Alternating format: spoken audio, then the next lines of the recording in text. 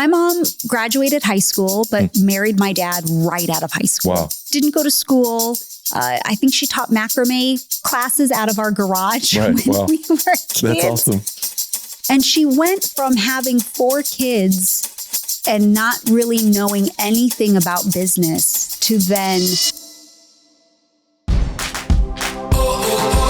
Life is like a roller coaster, but it's better when we go through it together. Welcome to the Candace Cameron Bure Podcast. In this special series, we're talking about a bunch of your favorite movies and the stories behind them. My guest co-host is Andy Irwin from Kingdom Story Company and host of the Storytellers Podcast. Come join us.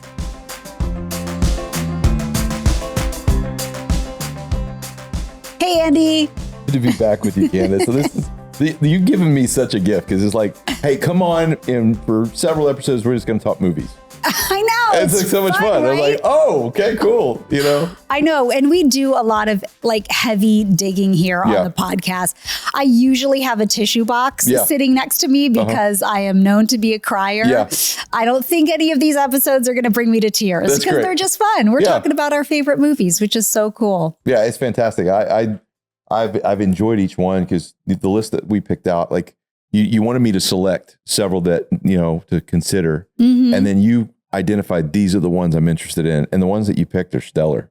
Thanks. Cool. You picked incredible movies. So there was a collaboration. Yeah. We kind of both wrote our master lists and then we said, okay, what are the 6 that we're going to work on? And when I was thinking about, I really was thinking about my audience because I wanted the movies to be relatable to those of you who are tuning in and listening. And so I was thinking about a lot of the Saving ladies. Private Ryan and Gladiator got axed. Actually, I love Gladiator so much. Saving Private Ryan, not as much. Yeah, but I just kind of had a mom audience in mind. Our last season, we've been talking about parenting. Yeah. So I know there's a lot of moms who listen. And I wanted to focus on some movies too that were a little more female oriented because those are some of the movies that I run to, certainly. Yeah. So today's movie, it's all about women. Little Women. It is Little Women. This one is one that I was excited about when you brought up, and I know that I don't seem like the typical audience to watch Little Women, but I'm married to an amazing woman. Mandy, my wife, is a free spirit, and I've got 2 daughters that are 12 and 7, and so that's my world. Like I love being a girl dad, and I love just the beautiful painting that my wife introduced me into, like just the world of color. Like my world was very much black and white and brown before I married. Like, in fact, my house was painted brown when I married Mandy, and now it's full of color. And Little Women is her favorite, and there's been several versions that have been done. I think there's 4 different versions that have been done over the years, but we were going to talk about the most recent one that Greta Gerwig did and in 2019. And it's just a gorgeous story that I think is very empowering because it is really a story about a mother, Marmee, and her 4 daughters. Yeah. And how she really poured into their lives and created these little girls into little women. And so for you, like, I know you have a special connection with your mother. Who are the women that poured into your life that really affected, the woman that you grew into? Yeah. Well, my mom is the most major woman in my life who poured into me, not just I think because she's my mom and loves me, but because she's an incredible woman and I could just watch her and learn from her, whether it was directed learning towards me or not. Just to witness her life and the decisions that she's made and the challenges that she's gone through have been incredible. Yeah. And I also have 2 sisters, Melissa and Bridget. Yeah. So Melissa goes to church with me. That's right. Yeah, we see her all the time. Well, she did. They recently moved. Very recently. They moved again. But my sisters have, had a huge impact in my life. And then I have my besties, and I am a person of loyalty. Loyalty means a lot. And so most of my friendships have been lifelong friendships. Wow. And I love when I get to meet new people and new women come into my life. But, I hold those sacred and I discern those relationships and place value on them. So when I'm like, hey, I would like this connection. If it's on the receiving end, I always need someone new to know, hey, I'm in it till the end. I really am. Unless, of course, God's calling us to prune friendships, which he does. Sure. But I'm a person that really, really values long-term friendship and loyalty. So I've had incredible women pour into me in my life and still finding new ones today. Well, for you, like you grew up in front of the camera, like, from the age of 5, all the way to today, you've grown up in front of a lot of people. Was there one moment of impact or a moment that stands out with one of those women on your list that really helped you step into from being a kid actor to being a woman? I mean, I would say the model of my mom has had the most impact because my mom, and she would tell you this, is not the most confident person in the world. And yet my mom took leaps of faith within her personal life, in her relationship with my dad. And by the way, they've been married over 55 years, but, just looking at her with those steps, but then also in her career, my mom graduated high school, but married my dad right out of high school. Wow. And didn't go to school. I think she taught macrame classes out of our garage when we were kids. That's awesome. And she went from having 4 kids and not really knowing anything about business to then managing both my brother and me in our careers to opening up a talent agency for 13 years and then advocating for families within the industry from a faith perspective, was very much a mama bear and protected all of her clients in that way. Man. And so I could just look at her like in the living room as a kid and, I know who she is at the core and how scary some of those things were for her. And yet she was like, I'm going to do this. And the lesson that I learned very much from her is that she never felt like she had to do it by herself. So community was incredibly important to her and trusted people around her. So she brought those people in to say, hey, I can't do this on my own. I don't know how, but will you teach me and will you walk alongside of me? And those for me have been the defining moments in my life as a woman and within my career and my marriage and in parenting, to recognize, hey, I've seen my mom model it. I've seen my mom walk it. My mom is a beautiful, brilliant, intelligent, smart, loving, kind, all encompassing Jesus kind of woman. Yeah. And so I want to be like that. And she's done it. And she took her community and her people with her. And so I kind of model my business and the things that I do in that way too. I can totally see that. Like, and I think there's nothing more empowering and powerful than a mama bear. Like there's something about a woman that figures it out because she's fighting for her family. Yeah. And whatever facet that is. I see that in my wife where Mandy just, Mandy's very ADHD. I did a video celebrating that on my Instagram for her the other day. Like I just blame it on the ADHD, the ADD. It's like there's just something about just her creativity that she forces herself to just figure it out. And, in this story, Marmee and her character, fighting for her 4 daughters. And there's something so beautiful and so intimate that each daughter is very different from the others. Yeah. I don't know if you see that with your kids, just each kid is very different. Yes. And she adjusts her approach with each one to really kind of pour into them and fight for them. Yeah. And there's just this beautiful connection of a strong mother. Yeah. And one of my favorite scenes is when she sits down with Joe and she has this vulnerable, honest moment. And Joe's beating herself up for being angry. Yeah, I know the scene. I was going to call it out too. It's such a good scene. Such a great scene. It's such a good scene. And she's like, I'm angry. And she's like, you're never angry to her mother. And she's like, I'm always angry. Yeah. And she actually says, you're so patient. Yes. And she says, I'm actually not patient, but rather I'm angry every day of my life. Yes, that. Yeah. And then she says, but I've learned to be patient over my 40 years. Yes. And I've learned to not let it get the better of me. It was beautiful. It was such a gorgeous mother-daughter moment. And then she just really built her daughter up, says like, I hope to be as good as you. And she's like, I hope you do a great deal better than I did. And, you know, I just think there's this powerful dynamic of mothers to daughters. You've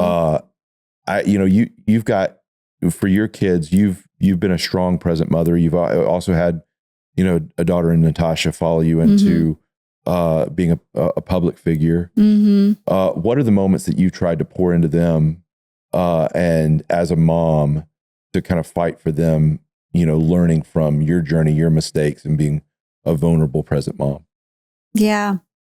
I mean, I just say Jesus values, that Jesus values, meaning biblical values, are the most important thing for me that we try to demonstrate with our family, and not just talking about them, but Val and I being that example of walking that walk.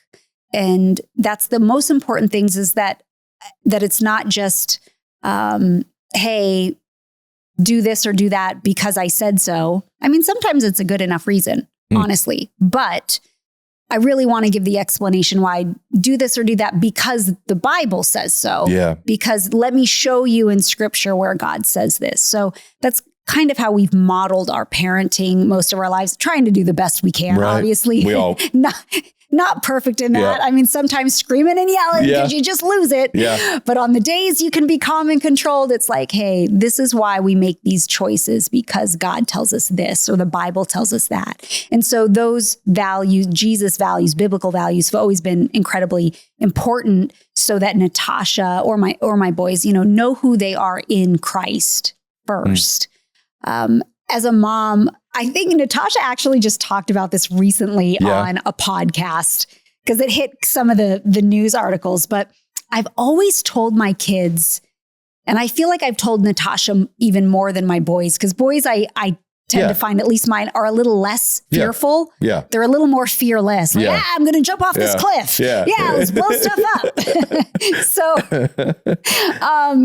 But Natasha, I said, if something scares you, do it. Wow. Do it. Say yes to what you want to say no to out of fear. Yep. And I live by that. If it scares me, trust me, like I have butterflies in my stomach just thinking about it. It's so scary. But when I know it scares me that much, if it's not something that's absolutely crazy, there's a reason that I should say yes to that, whether it's to conquer the fear or just to watch God show up to say, I've got you. I'll be with you. And so Natasha had talked about that recently, because when she was 16 years old, she was on The Voice and auditioned for that show and, got through the first round or two. Yeah. And she said, I never wanted to do that show. I absolutely didn't want to be on a singing competition. I had no desire.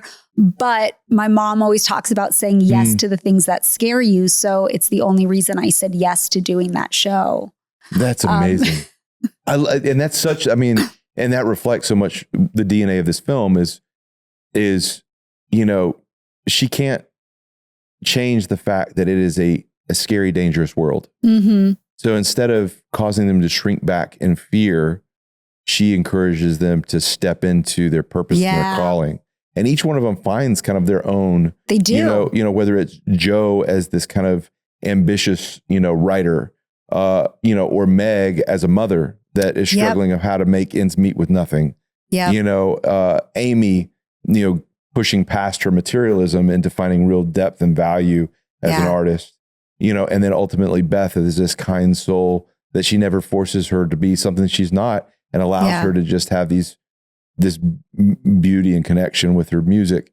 I think that she embraced life on life's terms and kind of pushes them to kind of be courageous with life. Have you had points of connection as you've done that with Natasha, where you've been able to relate to her journey and be like, oh, I know how this feels, and been able to kind of give her resource? Sure.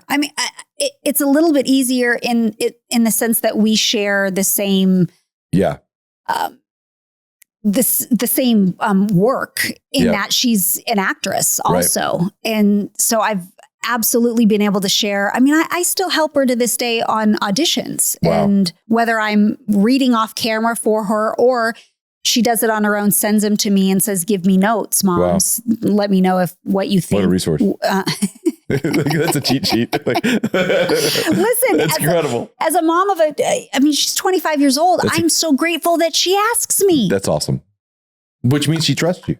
Yes, it does. And trust me, there is such humility in going, man, my 20-year-old something thinks that what I have to say is of value. Yeah. Because I know not every parent feels that way. So I can very much share in that with her. And because of my life experience, say, hey, I've exactly been through this and walk her through that hand in hand.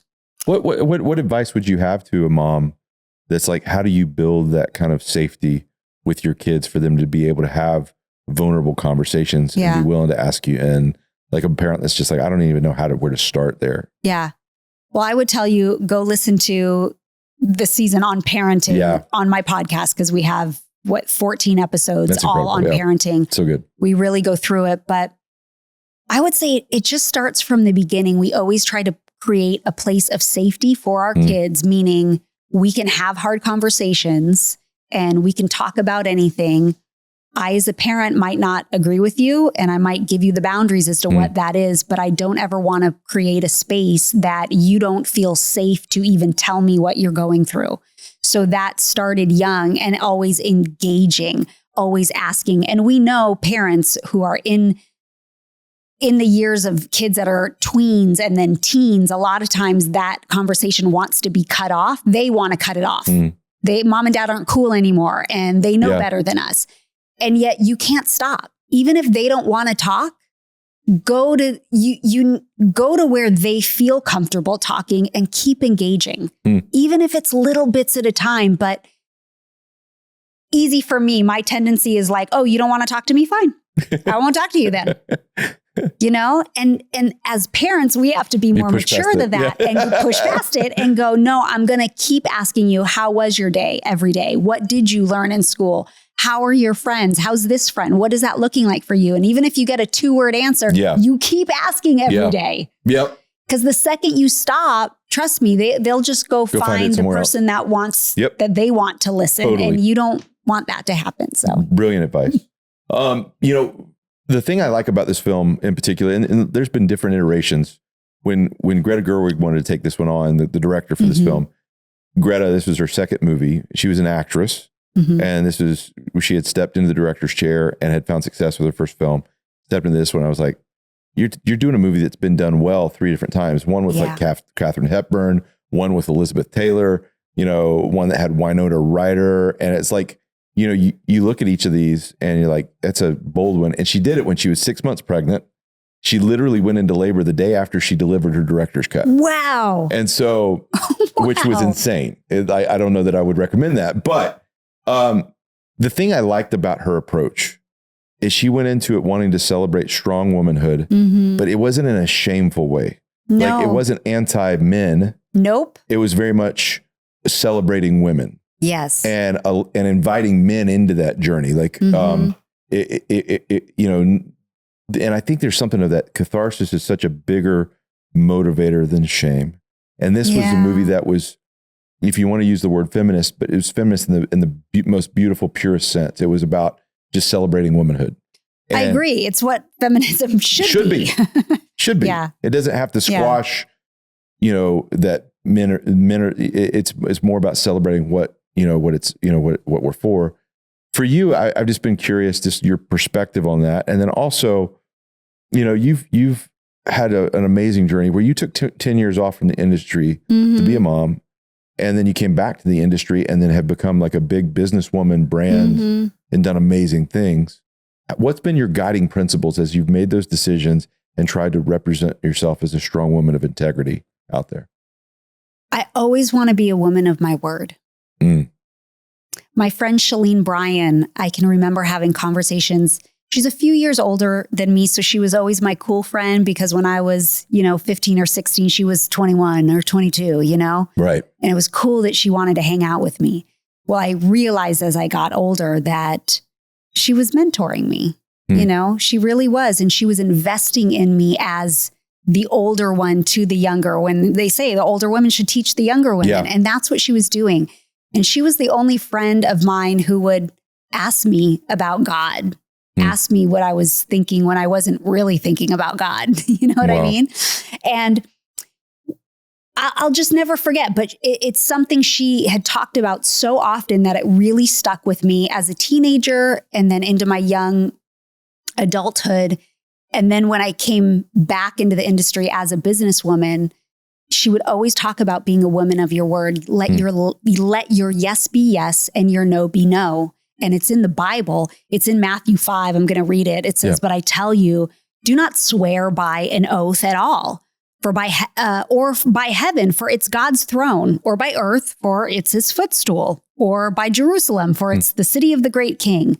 Don't swear by your head, for you cannot even make one hair white or black. Wow. All you need to say is simply yes or no. Anything beyond this comes from the evil one. Wow. That's what the Bible says. Wow. Let your yes be yes and your no be no. Be a woman of your word, a person of honesty, and that carries into the integrity and characteristic of who you are. Yeah. And so that is incredibly important to me.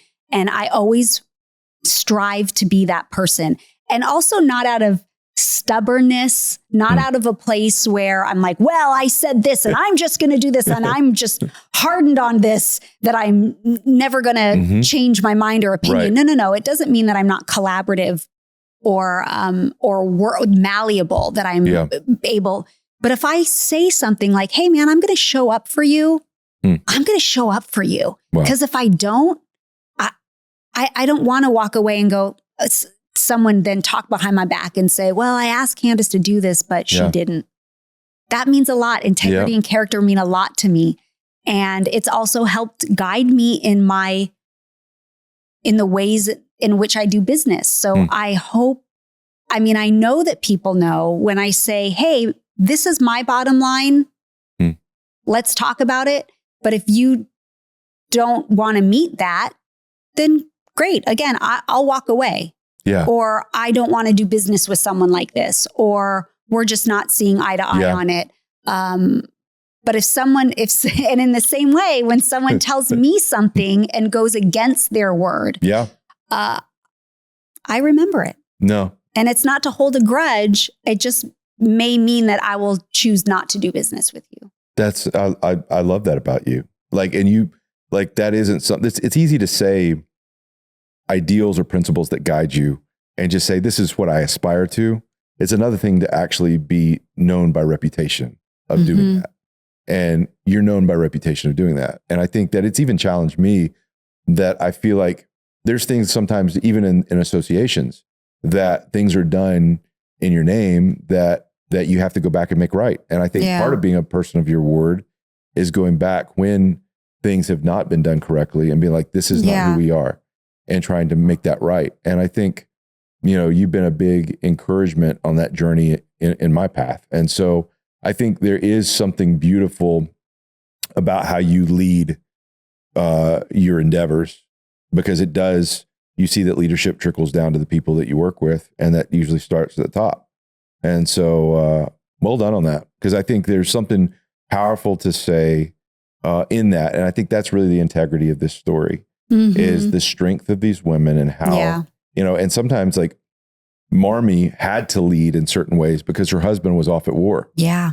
And so you see that the weight that she carries as a solo parent, having to kind of lead the family, and just women that have to single parent and different things like that. There's something incredibly strong about that. And I loved rewatching this story, by the way. And then even looking at the actors that were in it, because I saw it right when it came out, and some of them weren't quite as famous as they are right now. Like Florence Pugh and people like that. I was like, oh my gosh, that's Florence Pugh.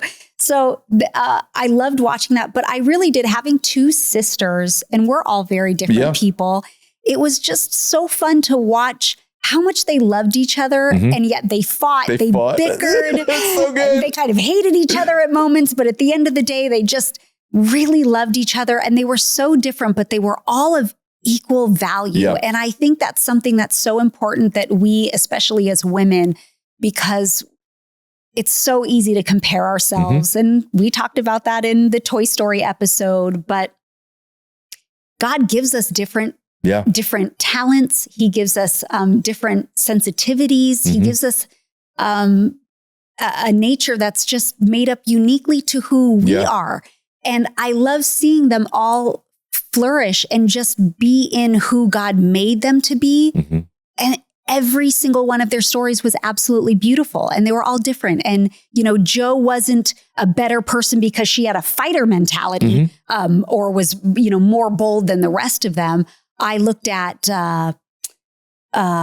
is it Meg? Meg, yeah, that was married, sister. Meg. And I just thought how beautiful that she loved this man and wanted her family and wanted to make it work, and just had to really take an internal look at herself to say, no, like we're going to make this together because you're the one I want to be with. And our family is most important. And I don't have to have all this stuff for us to be significant in life. And I think with that is just like the idea that I think we've talked a little bit about cheesy faith films and no stones to throw. I've been part of the cheese at times in my career. But I think what I've found in my journey is we've kind of fought to make it more and more nuanced.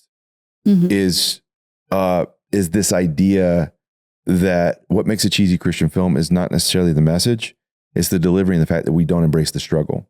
And each one of these women, it went with the struggle, like you said with Meg, as a mother and married to a man that was really struggling to support their family and having to wrestle through not having what some other people have, and that fight to how do I support and how do I, you know, what is my part in this? And then you have Jo, who's fighting to be a career woman. And I think the line that unlocked the whole journey for her, that could have been a very preachy, you know, just career-minded thing. She said, I really long to do all these things, but I'm also so desperately lonely. And that was such an honest answer of like, how do I do both those things? And that's what made it not cheesy and not preachy. Completely. Was that line or a similar line in the other movies about her not being lonely? That was added for Greta's version, right? It was Greta's version. She felt like she wanted to honor the author, Lucy Alcott. She wanted to honor her. And she said, she and Saoirse Ronan that plays Jo wrestled with it of like, what's the key to her journey? And they came up with that line together of I'm so lonely. And that unlocked the whole character of Jo and gave permission to her struggle and really drew the audience in. And I think when a really good story of faith does that, and we just walked through another story together of a strong mother in Unsung Hero, you know, and we were both executive producers on it. And it's a true story about this mom fighting for her family that was an immigrant family, fighting to keep their head above water. And I remember having a discussion with Joel Smallbone, the director. It's his family story and he plays his father. But I remember having a discussion with Joel, and there's this moment where his dad pushed his family to the point where his mom actually stood up and had to slap him. Yeah. And I pushed back at first. I was like, I don't know if the audience will want to go with that. And he actually stuck to his instincts and said, the audience needs to see the real struggle. Yeah. And that moment unlocked it for the rest of the audience. I was wrong. The audience loved it. Yeah. And there's something that's powerful about the struggle. There really is. I will give you a little insider scoop here that, you know, with the platforms that I work on with Great American Family Channel and Great American Pure Flix, even with Great American Pure Flix, there are movies that we acquire to show on that platform. And there is permissions to edit those movies. And to me, it's a shame. I see your face. Yeah. And there's of course, a sensitivity for our audience that we're looking at for the general family. Sure. Because there's certain things we don't want people to be offended by. And yet that's what I was talking about in our very first episode, that sometimes it doesn't even have to be rated R. It could be a PG-13, but sometimes there's that moment like the slap in Unsung Hero that someone say, well, that is a form of violence and we can't show it. And yet it is so human and it is so grounded in it. It puts the reality and the depth in the story that it's needed. Yeah. And so it happens with some of those types of services. And I don't want to talk about them negatively because overall they are incredible platforms. Yeah. And yet it's always as the tension. A creative yeah. and as a storyteller, I get sad when it becomes too vanilla when and it gets a little too vanilla and watered down. Yeah. Yeah. Yeah. And I just think it is that blend of how do you find a way that is the simplest form of inviting the audience into the struggle. Because as Christians, we don't have it all figured out and we are on a journey and we do get it wrong. And there is a wrestling inside of us between what we believe in our humanness. Yeah. And I think that's what we, strive to kind of get better and better at.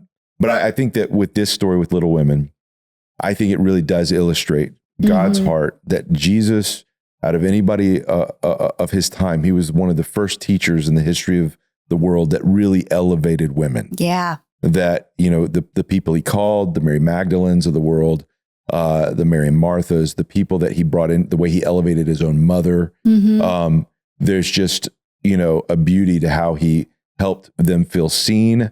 He gave them value and authority. And he also spoke on things that were very accessible to women.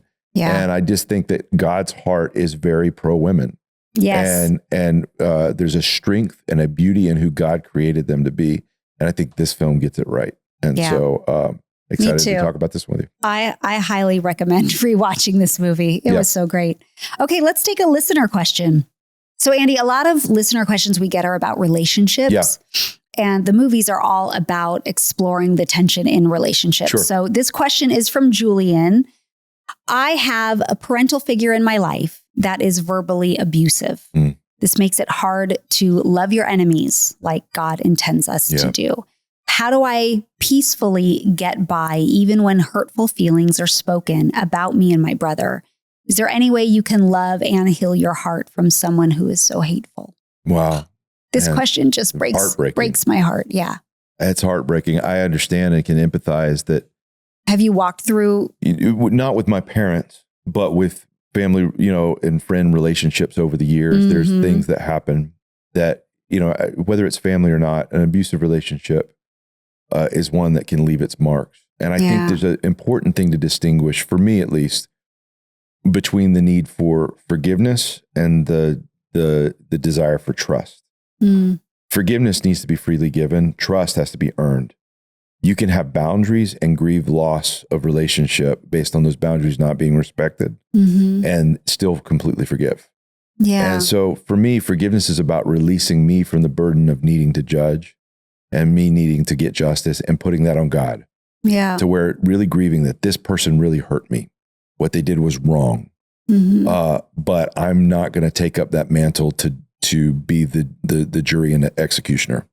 Like it is not up to me, because only thing that does biblically is the Bible talks, it puts me in prison and torments me. Yes. So I'm releasing myself from being shackled to that person emotionally with a soul tie that's not healthy, by taking that and saying, God, this is between you and them.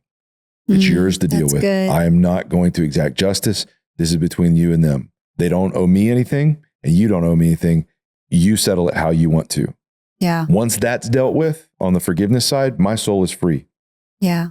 Then it comes down to, I think, good, healthy boundaries. Is I don't have to be a doormat. Absolutely. I don't have to be abused. I don't have to let you talk about me like that. If you want to talk about me like that, I don't have to be here. If that means some hard decisions, like I can't show up to Thanksgiving if you're going to talk to me about that, that way, and that feels disrespectfully, I'm going to have some distance. And that healthy boundary is you're not required to be abused. Yeah. You have options there. And then the second thing is, as you have those boundaries, you have to grieve it. Like, it's really sad that I can't have the relationship I want with this family member or parental figure, whoever that is. I can't have the relationship that I desire. And there's a loss there. And it's okay to grieve it. It's okay to be sad. Sadness is not bitterness. Yeah. Bitterness is about exacting justice, and that's God's business. Yeah. The rest, that's human. you can grieve. That's such a great answer. I don't really have anything to add to it because you said it so well. I think, I'll add one thing. Yeah. I think a struggle can be because when it comes from a parent, and we know that, one of the commandments is honor your father and mother. And yet, you can honor them through forgiveness, but boundaries are so important. You don't have to be a punching bag to listen to it. So we hope that's helpful to you, Julian.